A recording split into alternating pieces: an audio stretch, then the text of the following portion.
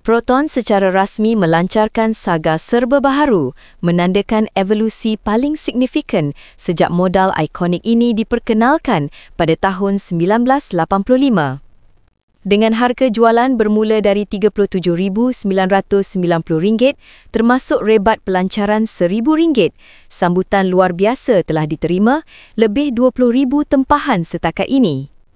Penghantaran kepada pelanggan tempahan awal bermula serta-merta mencerminkan keyakinan terhadap rekaan, prestasi dan ciri keterhubungan pintar yang diperbaharui.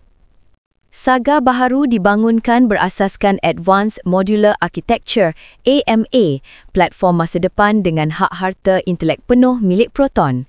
Ia membuka peluang kerjasama global bersama ekosistem Geely, menjadikan Malaysia berpotensi sebagai hub kejuruteraan serantau.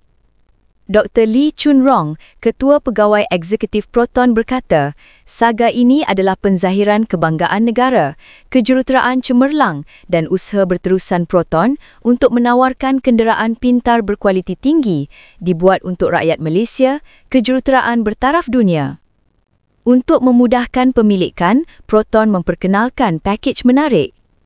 Pro Trade-in, overtrade sehingga RM1,500.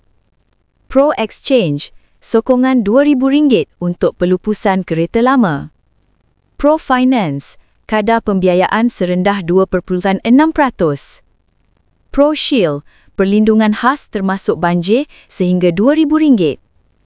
Komitmen baharu Proton, kereta gantian serta 1 kali servis percuma jika baik pulih melebihi 3 hari bekerja. Proton Saga Baharu dibuat untuk rakyat Malaysia, kejuruteraan bertaraf dunia.